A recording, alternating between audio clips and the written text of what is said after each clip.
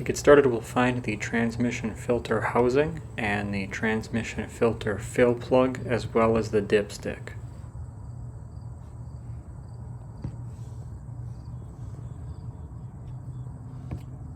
This is the transmission filter housing right here, and the dipstick is the yellow handle.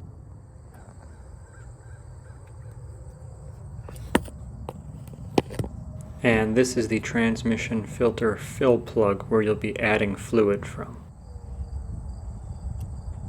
First, we're going to take a 17mm socket with an extension and break the fill plug free. That way we can ensure that we can add fluid after we drain it. We'll put the plug back so that we don't get any dirt or contaminants in the housing while we're working, but we want to make sure we can get that plug off first to refill the system after we're done with our drain and filter.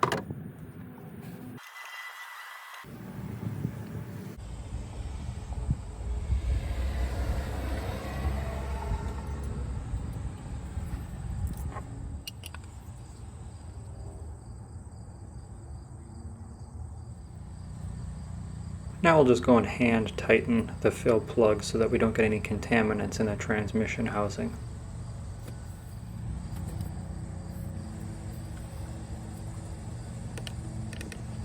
Before we drain the transmission fluid, we'll open up the dipstick and just let it rest there so that air can get into the dipstick tube, so that when we drain the system, there's no vacuum on it and it can drain freely and quickly.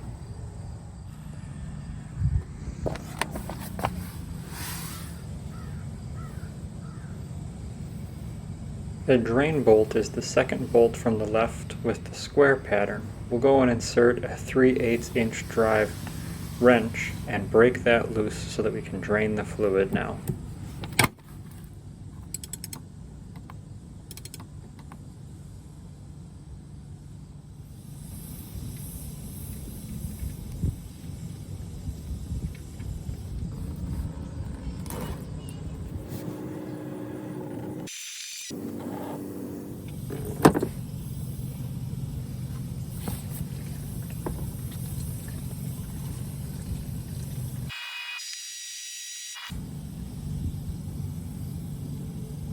The drain plug on the magnet will have some shavings from the transmission. This one had about 30 to 40,000 miles in between fluid changes, and it does have quite a few miles on it at 279,000 miles on the transmission. We'll want to take a rag and go ahead and clean off the drain plug before we reinsert it.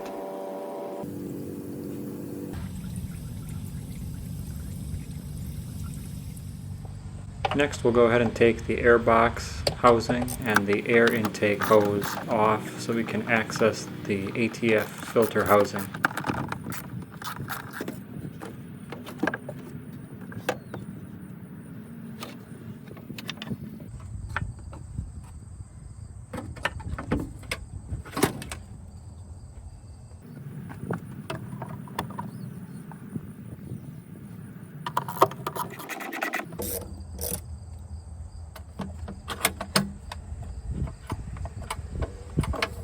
You could take the intake hose entirely off, however, given the brittle plastic components, I chose to just zip tie it up and out of the way instead of tearing and tugging on them any more than I already had.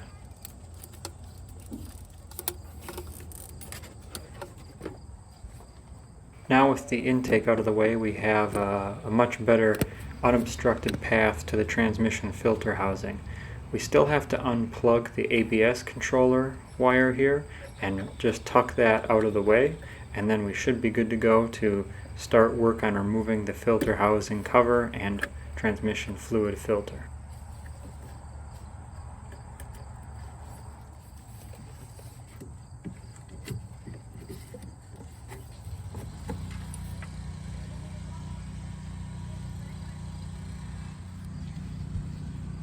Now we can clearly see the transmission fluid filter housing cover, the 3 bolts that hold it on, and the feed tube, along with its banjo bolt that bolts into the center and passes fluid through it. I'm going to take a ratcheting box wrench and go ahead and take off that banjo bolt so we can move that out of the way first.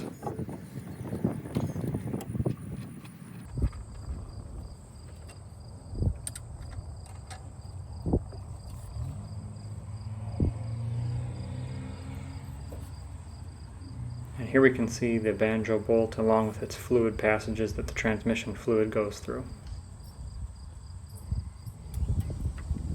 Next we'll work on taking off the 3 bolts that go around the housing to secure that.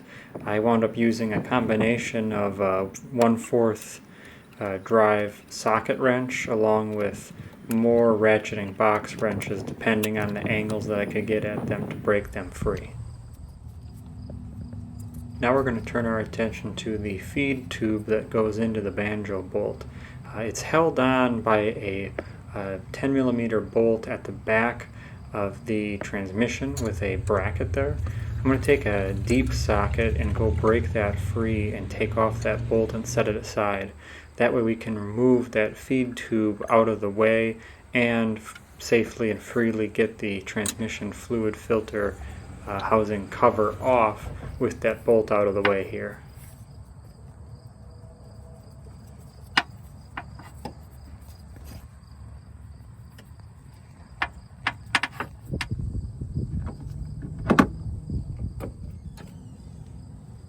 Now I can get to that 3rd and final bolt on the transmission fluid filter housing cover, and I can break that free so we can open up the housing.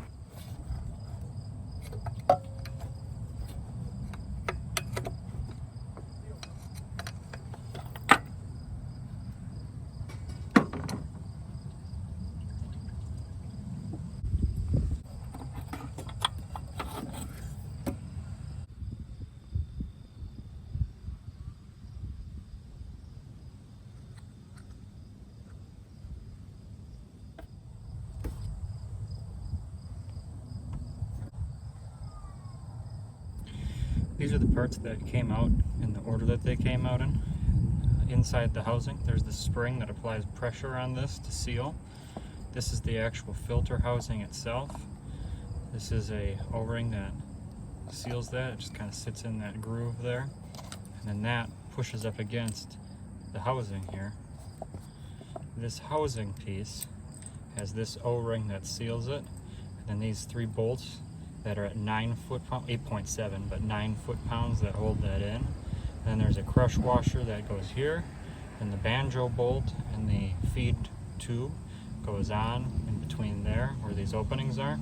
There's another crush washer on this bolt here, and this is torqued to 21 foot-pounds, and that's the whole assembly. For the part numbers for that, this is that spring right there. Spring. This is the filter itself. You can see it's much cleaner. This one has 279,000 miles on it. And these are this is the O-ring here that goes on the filter itself right there. And this is the O-ring right here that seals the housing cover. These are the 2 crush washers for the Banjo bolt, one there, then the feed tube, then the bolt, and the crush washer there.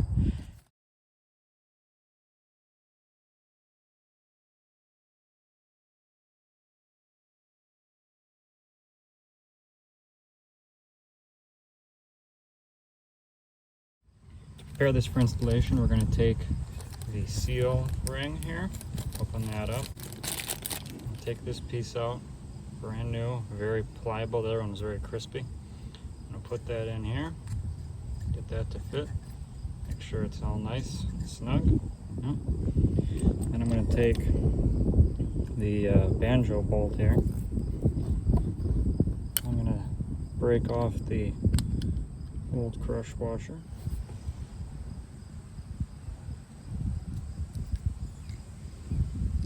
Take the crush washer off. Clean this up a little bit.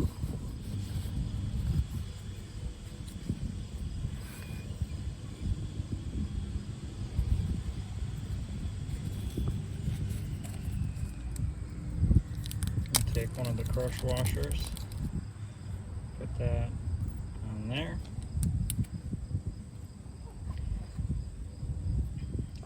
Here are 2 old ones, old spring. We'll take this housing here and take a piece of paper toweling,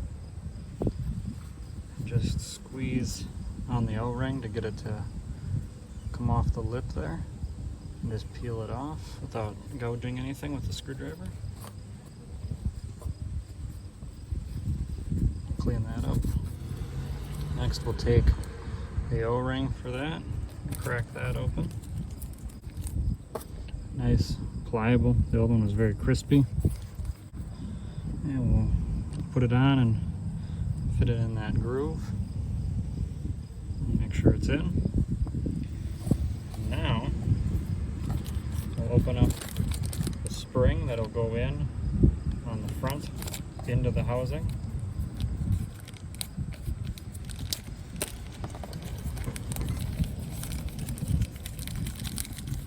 And that's going to just go in to the housing just like this essentially. This is going to push on it, put pressure on this. That will then put pressure on this part here to seal that feed tube area. And the whole thing will go in just like that. And then put our Banjo bolt with our two new crush washers right on in there. Alright, so here's our filter housing. First we'll take the spring and we'll place it into the housing towards the front there. It'll kind of have a slight channel that fits in there, and it kind of holds it there. It's kind of loose though. Can't get the camera down in there, but it's in there, kind of up towards the front right here. Then we'll take our filter with our new sealing ring. I'm going to just take it, make sure, yep, that's the way it's going. Make sure this is the feed tube here going. Take and put the filter in. So now you can see there in just a little bit. You can see the filters there. I can take it, I can push on it. It's kind of got some spring to it, a little bit of give. And we got the top two started. Now the fun one.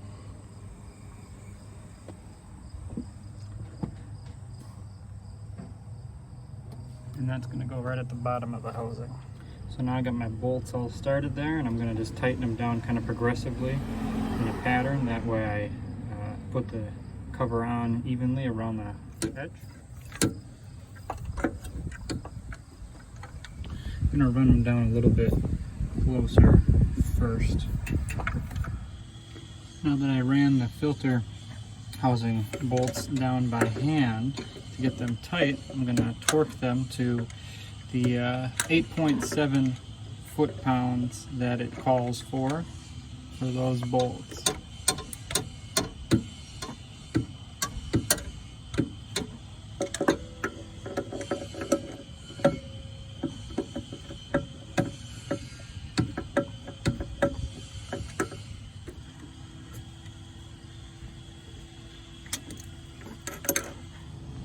Since it's so tight in there, I can only fit the torque wrench in on this top one right here, the top right one. But I torqued that to the spec and then did the other ones based off of the feel with my smaller 1/4 inch drive socket set. Now it's time for the Banjo bolt, and it's two crush washers that we'll be putting on. Got the crush washer and the Banjo bolt on. Now I'm going to take the other crush washer here. I'm going to put it on the other side of the bolt. And there, now we've got a crush washer sandwich on the outside of the feed hose. We're going to take that, we're going to put it into the center of the housing.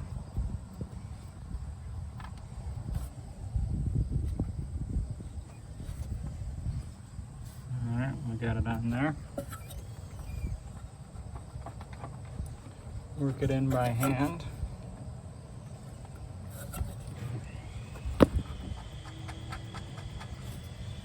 So now we got the bolts started there.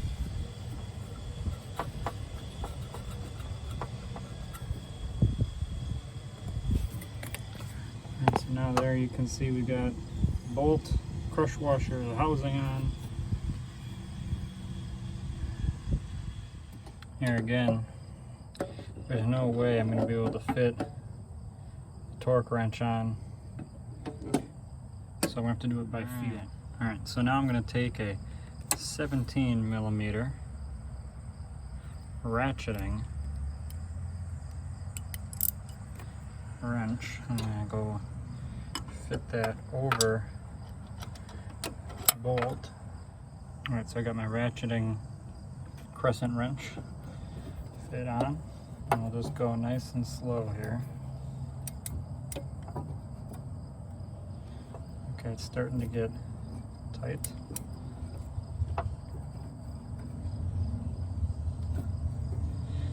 When it was on before, it wasn't heinously tight either. It's just enough.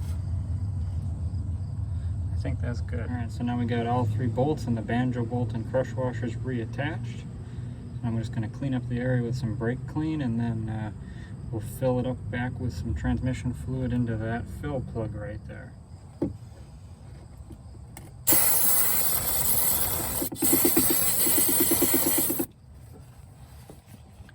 And then before we fill it up, we have to put back that mounting bolt back there that held on the feed tube. I'm just going to take that bolt and put it back on by hand and then tighten it just a touch.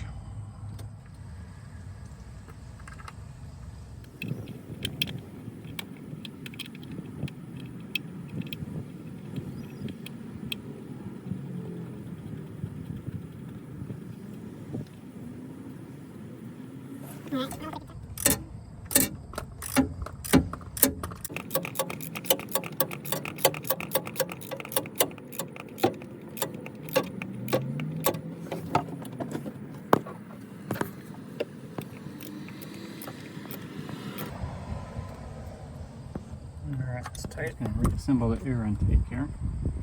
So we'll cut down our intake hose.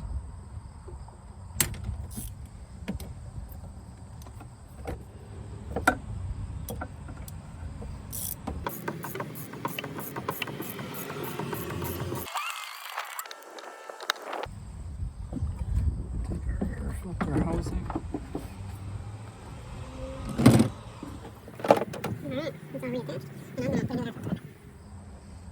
And here's they were out of the OEM ones, so the aftermarket STP filter number.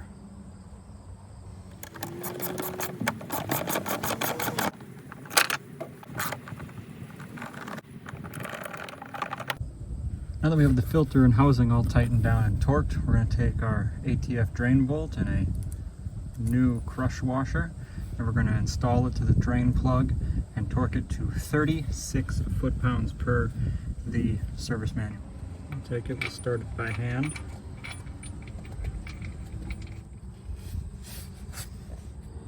And just go until it's tight, until I hear it click. Alright, so now we can go fill it up. So now we'll go and take our long funnel here, and we're going to put it down into the fill plug. Add a drain and fill. According to the service manual, you use about 3.5 to 4 quarts of transmission fluid. So I always pour in a full 3 and then slowly add that last half and check my level, as I'll talk about in the last step.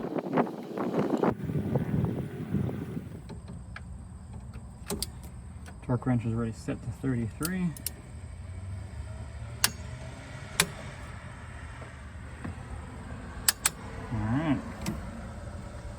Alright, after letting it run, there's no leakage from the Banjo bolt or any of that. I also went in, made sure I reconnected the ABS controller. Now with the fluid filled up, we're just going to run it through all the gears here before we go for a little test drive, and then check the level.